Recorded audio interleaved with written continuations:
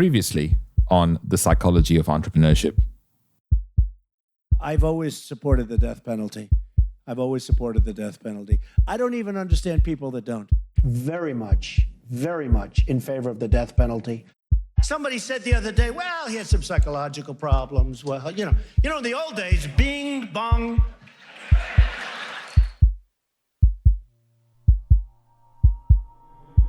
It's nefarious, man. Like, the brain works in fucked up ways. The mind is one of the most deceiving, manipulative pieces of equipment, flesh, human bodies on earth. I never have trusted my brain. All of that weight lives in your head, and you are the decision maker. Psychology of Entrepreneurship. Hi, it's Ronsley. If this is your first volume, welcome. This is a weekly series where I go inside the mind of an entrepreneur, artist, athlete, academic to decipher what is the psychology of our decisions.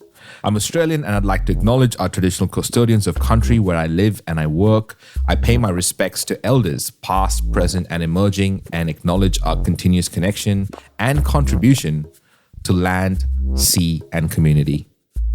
Hey, happy week 2 of 2021. How did you enjoy that last volume?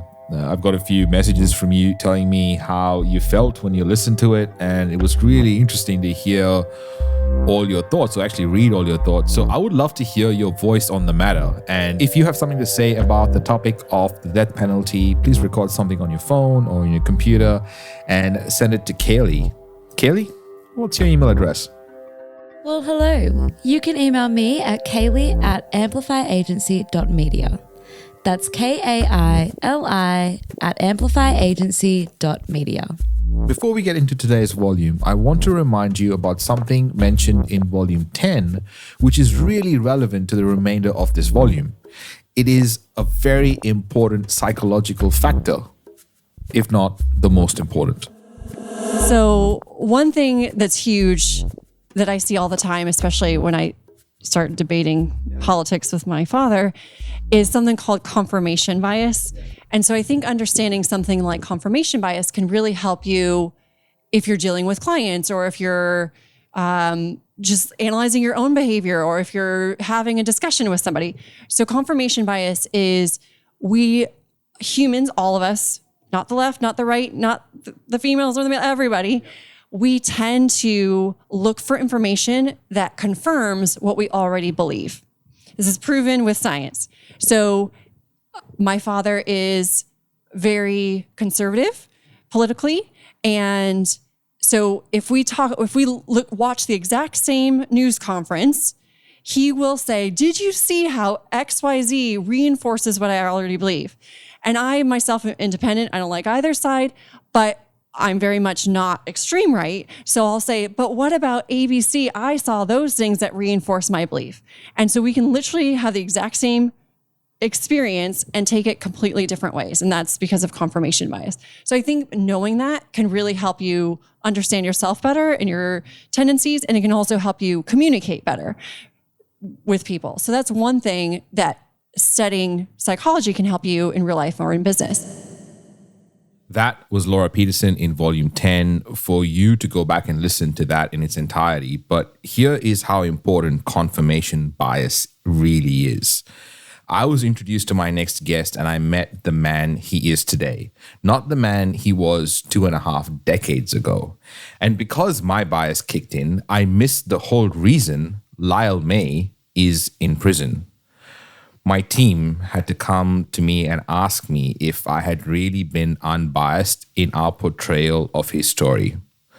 To that, I want to say, yes, Lyle May is on death row for committing an unthinkable crime.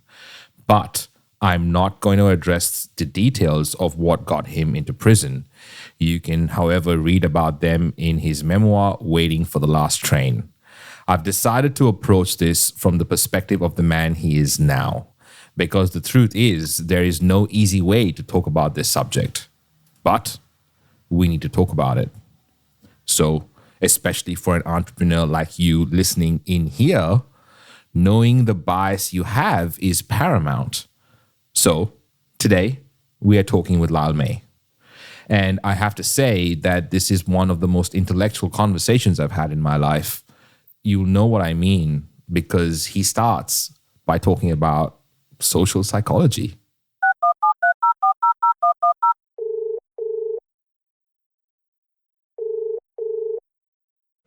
I think I really advanced my understanding of not just social psychology, but its relation to economics and trends when I began reading Malcolm Gladwell. I'm a big fan of his work, and when I read the book Tipping Point, it really began me to look at large-scale social psychological phenomena and how they influence our thinking through trends. Another example would be, I think, one of his books was called Blank, and it's this idea that we form our judgments about people and events and situations in a matter of seconds, and that a lot of the times that we don't stop to go back over our thoughts about those events. We just go with that first stereotyped judgment of a situation, and a lot of the faulty thinking, the fallacious thinking occurs in that period because we don't revisit it. Again, we go through this idea of confirmation bias that we don't need to seek this confirming evidence. If you haven't pieced it all together yet, Lyle May is on death row. He has been on death row for the last 22 years. He has been published in Scallywag Magazine, J Journal, the Marshall Project, Coppernickel, and prisonwriters.com.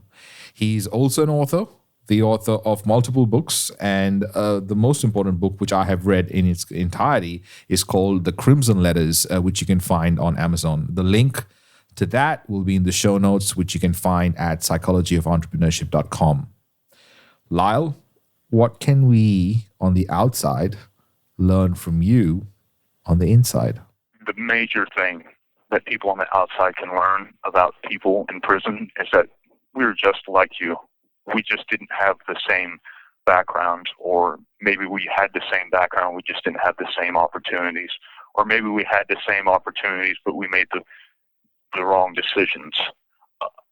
It's important to remember that people in prison are human beings and that they have the greatest need for understanding and the greatest need for the people on the outside to remember that prisons are public responsibility. They are not holes in the ground where you throw people and forget about them. They are a system that catches the failures of other systems. And the sooner that the public understands that, I believe the sooner that we can begin to change that. Well, this is fascinating. What don't we know about prison, Lyle?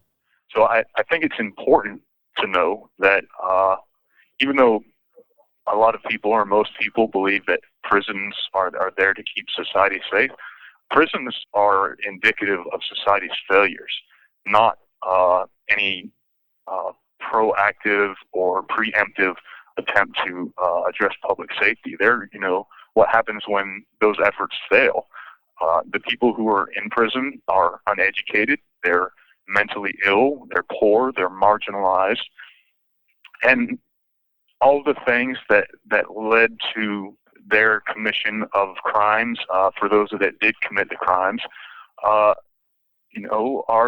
just really indicative of the failings of multiple systems in society.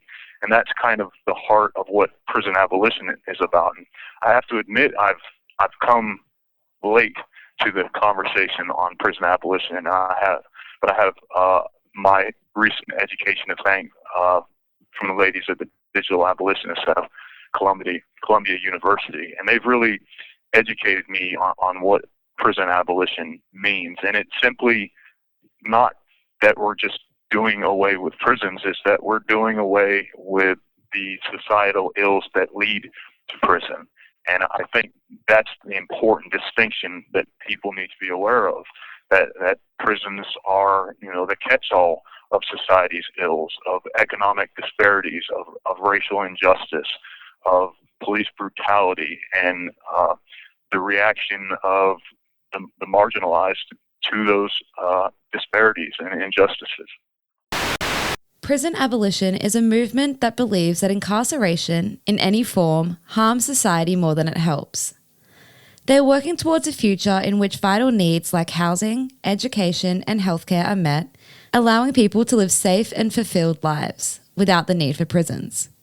If you would like to know more about this movement and what they're doing to achieve this, you can find a link with loads of useful information in the show notes. So here is an interesting idea. I was told that Lyle was a master networker. He knew lots of people even before there were even phones allowed in prison. You know, all your excuses about not being able to network, well, they all kind of go out the window or the door when you listen to this. It's important to understand that prison forces you to be social. You don't have much of a choice. Even those who would rather just withdraw into their cell and not talk with people have certainly a lot of trouble. So prison forces you to be social, and it forces you to learn about people and kind of understand your need for one another. And that is especially true as it relates to people on the outside, because on the inside you have nothing, so you're totally dependent on people on the outside. Well, the problem with that is you're automatically at a disadvantage, because if you don't already know people, it's not like you can go out and meet them on the internet, because we don't have access to a computer or the internet. So that means letter writing. I first started, letter writing in the juvenile detention center, and I understood that if I wanted to be understood, that if I wanted people to communicate with me, I had to be an effective communicator through letters. And that meant establishing pen pals and getting to know people. And it's not so much that I knew a lot of people prior to our access to the phone, it's just that I understood how important it is. And I was willing to be, you would say, more conscientious of my relationships, so that by the time we gained access to the phone, I also understood that here we had been handed this incredibly dynamic tool after not having it for so long. So I think the respect for that access only honed my interest in establishing greater connections. And as far as the people I know, it's just been really one person at a time.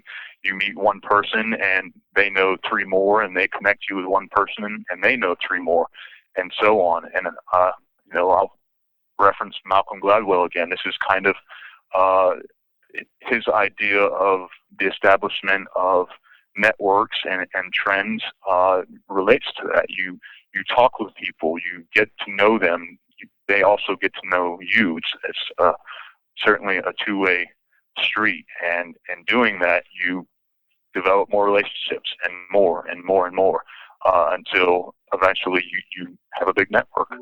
Before we stray too far off topic, Lyle and I were talking about the fact that Aboriginal and Torres Strait Islander peoples are disproportionately represented in Australian prison populations. In 2016, Aboriginal and Torres Strait Islander people constituted just 2% of the Australian adult population, but comprised more than 27% of the national adult prison population.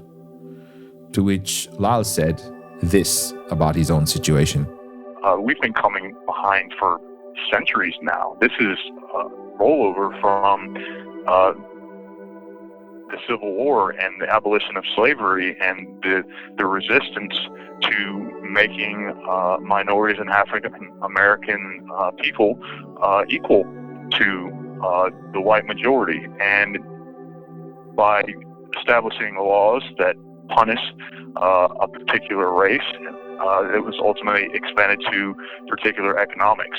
And from there, it became an issue of punishing the poor and punishing minorities because, well, we didn't know how or didn't necessarily want to fix or address those inequalities. I think this is especially true as it relates to access to affordable housing, access to jobs that are competitive in wages, and it certainly goes on from there. There are some amazing volumes we've done on this podcast in the past by Mark Yadika Paulson and Mandanara Bales. If you haven't listened to those, then I urge you next. If you'd like more context about Aboriginal and Torres Strait Islander people, go and listen to those. We now get into the precursor to the prison system. Lyle? There is this problem in our education system that allows schools to punish students, maybe too much, to the point where these students are expelled and not allowed back into the education system. I can give you a very personal example. My first brush with the juvenile justice system in Maine ultimately led me to getting expelled from Brunswick High School up in Maine. And when my mom attempted to re-enroll me, they said point blank that because I had been convicted of a crime as a juvenile, even though they were misdemeanors and low-level breaking and enterings and vandalism crimes, that I could not be re-enrolled in the Brunswick public school system. And what that did is it meant that I wasn't going to school. It meant that I had to get a job, and it's hard to get a job as a 16-year-old in the United States. So I continued being a juvenile delinquent. I continued getting in trouble and getting locked up in the juvenile justice system and juvenile detention. And when I should have been at my high school prom, I was instead in solitary confinement as an adolescent. And that is in no way the way to help somebody grow up. And I'm not by myself in that. There are tens of, if not hundreds of thousands of other juveniles who have experienced that, and a large percentage of those who go on to be adult offenders and go to the adult system. And that is just like one small portion of the many systemic problems that lead to mass incarceration and that, are societal ills.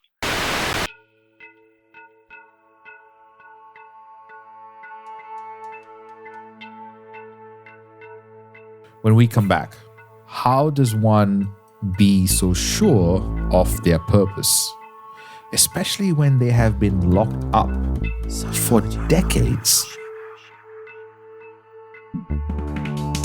Our aim with this audio documentary has always been to build a strong community of entrepreneurs and creatives to provide a space where they can use their voice to share their authenticity with the world. As a valued listener, your voice matters too. We love to hear your feedback and ideas, so don't be shy to let us know how we're doing in the ratings and comments. If you have a message for our production team or know someone who would be a perfect fit as a guest, you can find out more information on how to share your input at psychologyofentrepreneurship.com. Welcome back. I find the level of my ignorance astounding. I couldn't have imagined a death row inmate with purpose. Well, that was all before I began to have this conversation. First time I may have doubted my purpose, or even, it's probably prior to even really having a purpose or a sense of what that even meant on death row, beyond being here to be put to death. I was maybe 4 or 5 courses away from completing my associate's degree, and I was in a room taking an exam, and a group of prisoners were going to rec, and I had overheard one of them comment, and was like, "Man, what's he doing taking a test and going to school when they're just going to kill him? What, isn't that kind of a waste of money?" And I really kind of took that to heart, and at the same time I'm trying to focus on this test.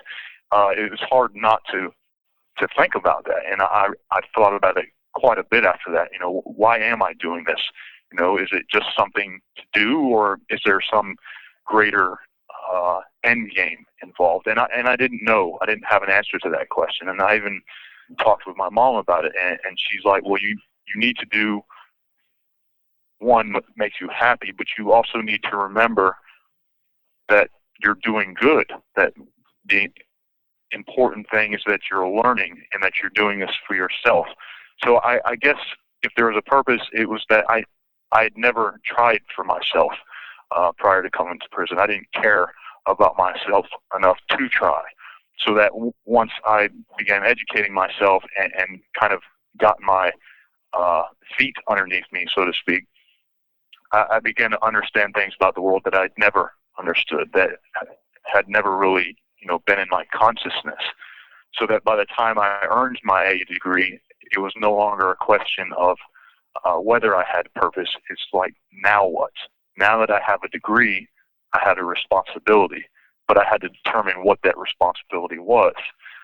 As I went along, I began to write. I began writing a blog, beyondstilldoors.com, as a way of just kind of discovering my writing and my purpose and what exactly that meant. And the more I read about the criminal legal system, the more I grew frustrated over my limitations in prison, the more I listened to people who had been here for decades, the more I thought about the mentors that I'd had over the years, the more I recognized that as much as I didn't want to be in prison, prison is my community. It is my environment. But that didn't just mean death row. There are millions of people in the United States prisons. There are millions more who are caught up in the criminal legal system. And there are many, many millions who over the years would have loved to have the opportunity of an education, but were never given that chance and may never get that chance. So suddenly my responsibility with having access to this education gave me that purpose, the purpose of writing about the criminal legal system, of talking about the importance of higher education, of pursuing those things for other people because they didn't necessarily know how to ask for them, or they didn't have the voice to ask for them. So I guess that's kind of how I found purpose in writing about these things and talking about these things. It's because I feel that because I have a voice and I recognize the things that other prisoners want and need and desire, that I can speak up for those things when they can't. While we are talking about deep stuff, I want you to hear straight from the horse's mouth. I'm not calling Lyle a horse, but I want you to hear straight from the horse's mouth what it is like for a person to die in prison. A lot of people don't seem to understand what it means to die in prison, to be sentenced to die in prison. It's not just about being executed. You can receive a life without parole sentence in the United States for just about anything, either through three-strike laws for multiple felonies, or for drug charges, or pretty much anything, including the more heinous crimes like rape and murder. I think it's important for people to understand that the life without parole means exactly that. And you're punishing the person for a crime that was committed during a certain state of mind at a certain age, and you've not given any consideration to who they might be 20, 25, or 30 years down the line. And that includes juveniles. There are a lot of juveniles in the United States who had committed crimes as 16, 14, 15, 16, 17-year-olds, and were sentenced to die in prison. It didn't matter who they would become at 40 years old or 50 years old. I was sentenced for a crime when I was 19, even though I contest my conviction and sentence, I'm not 19 anymore. I'm 42. I didn't know the same things I did as a 19-year-old. I know exponentially more, and there are plenty of people like that. And life without parole, death sentences, death by incarceration, they ignore that. They ignore that potential. And I think that's the important thing to remember. who were you at 19? Who are you at 15? Who are you at 20? Are you the same person you are today then? How much has happened in your life? Prison is no different. It might be a place where you might believe that very little goes on, but it's important to remember that our lives continue even while society forgets about that. And through the continuation of that life is the evolution of the person. We don't stop growing. We don't stop thinking. We continue that growth and continue to evolve that thinking. And that's why I will again repeat that it is so critical to have access to education to influence that growth in a positive way that is beneficial and can be harnessed as opposed to discarded.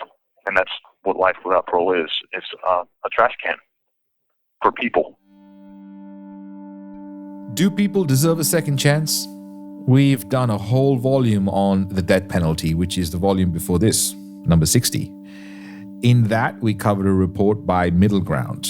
Here is the conversation, but for more context on the whole volume, you should listen to it at psychologyofentrepreneurship.com. So ending someone's life, that is the height of violence. Pre-med, if it was calculated, I don't think you deserve a second chance. And in my opinion, for a crime like that, no, I don't care. I have no remorse. I have no mercy for anyone who kills anyone. Okay, there was, I spoke about this the other day. There was a woman who set her husband on fire, killed him for raping her 7-year-old daughter. She found him, murdered him. That was not self-defense. That's revenge. It was premeditated. That's revenge. That's yes, my opinion. and yes, she deserves the death penalty. It is What? still she can listen. She can go through the legal. I don't care how much it hurts. I understand that. I understand it, but you still need to go through the legal process like everybody else. Mm-hmm. You don't take it into your own hands to go and So you guys talk about the death penalty like it's global justice, like you're doing something for the world, like you're removing a threat. But that woman was doing some global justice if I ever heard it. That was not her right to do, though. That's not how it works. How is it that you say that a jury of your peers, that we as citizens, we as the constituency, we have that right then? What, because we have numbers, because we have some process? A death penalty is a state-sanctioned homicide. It still is a homicide, but it is decided by multiple people. I know. At that point, here's the thing. I think we need to go above the legal system in this dialogue because it was legal to have slaves. Yeah, exactly. Yes, Yeah, exactly. That So was whenever we legal say to legal unjust. system, we have to go beyond this. And that was also this is where our abolished. ideas transcend what we're talking about. In a report by the ACLU, they state that the United States remains the only advanced Western democracy that fails to recognize capital punishment as a profound human rights violation and as a frightening abuse of government power. Why don't people understand the issues around the prison system? What are we getting wrong? It's this idea that the rich believe that the poor have equal access to the same avenues that they did to get rich. A lot of the rich were born rich, and for those that made themselves rich, they had access to some of the best schools.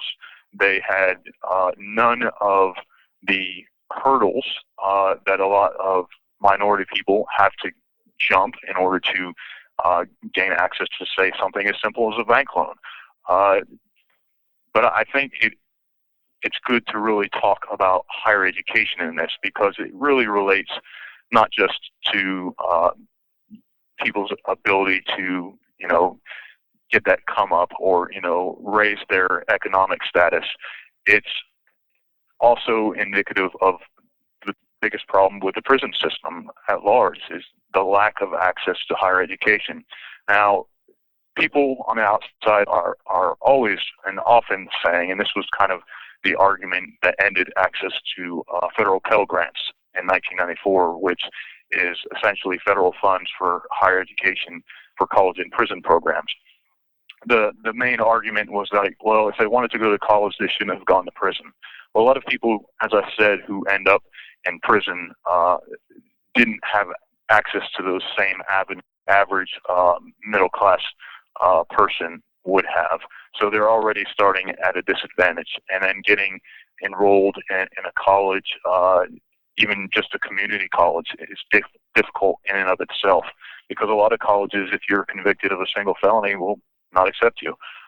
So there's that bar off the top. And, if you have a felony conviction, some felony convictions prevent you from access to loan programs for that higher education. So eventually the hurdles stack. And when they stack, they can look impossible, and they become a wall. And you say, well, gee, there's no way for me to get to college. And that's the important difference that people maybe are not as aware of as they should be. Through this conversation, Lyle and I were talking about different situations not going according to plan, especially in my life, because I was thinking about them when I was interviewing Lyle. I know, for example, I got caught up in the credit system in Australia because my first business shut overnight and left me with $478,000 in debt to pay off. But while I don't have any credit cards debt, I wasn't given access to any credit for 7 years. So I can understand how getting caught in the system doesn't give you access to stuff. To which he responded like this. That's kind of the idea of prison is once you get here, you have this felony record. For those that actually get to leave it, you go back out into society, and now you're barred from just so many different things, whether it's housing, loans, jobs, the fees that accompany with a felony record if you're on post-release supervision, parole, or probation. It makes it virtually, we won't say impossible. It makes it highly unlikely that you will in any way, shape, or form ever get ahead in life. And it's almost like once you fall off of that ladder, there's no getting back up to it. Well, I challenge the idea that there even needs to be a ladder for economic mobility. And that kind of, I guess, and this is maybe a little bit more of a dangerous topic because I'm not as versed in it, and I think that gets to the heart of the idea of capitalism, that you can create this system where, well, if you can make the money, then you can have the success. And I question if it really needs to be like that, and if in doing so we are not doing it at the expense of the people who don't have that same ability. Before we go and wrap up this volume, here is what needs to change so we see people differently in prison. Getting others to understand that people in prison have value, that our potential is something that can be harnessed as opposed to disposed of. And before you can do anything else, you have to get people to understand that our value to society is not something to be thrown away. And by thrown away, I mean death in prison sentences. I mean opportunities for people who have committed crimes to prove themselves worthy of second chances. I mean access to education so they can make themselves worthy of that second chance. I believe that's where everything starts. Changing our thinking about how we view people in prison and the purpose of prisons, specifically that it should be a training ground for citizens who can contribute to society, changing that from a collecting point for society's ills.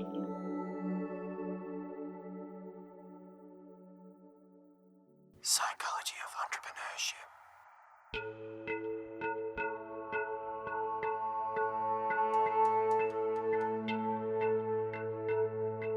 Coming up on the Psychology of Entrepreneurship.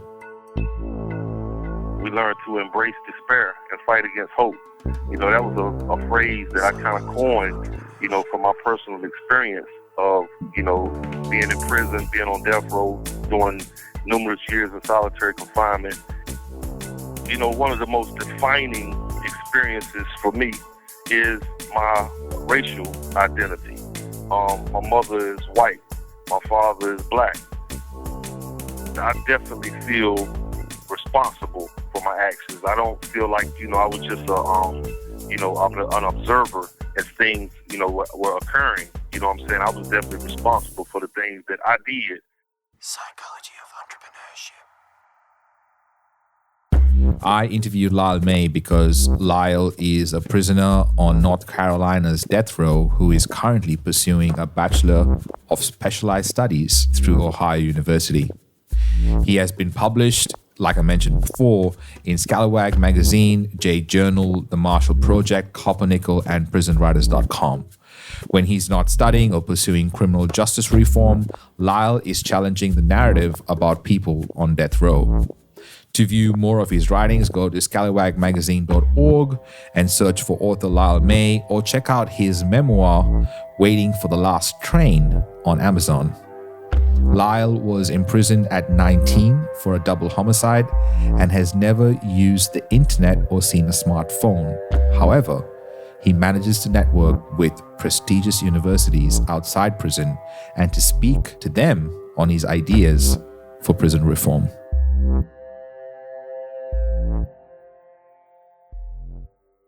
Psychology of Entrepreneurship. This is a Must Amplify production. Special thanks to every guest expert that has appeared on the show. Editing, voiceovers, and sound design by Kaylee Bonnyman and Tiago Vega. Guest research by Jenna Elliott.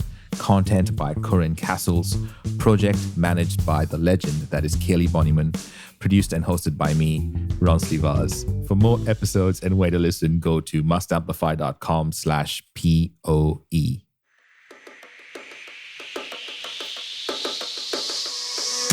Love the polished audio docuseries style of this podcast, The Psychology of Entrepreneurship?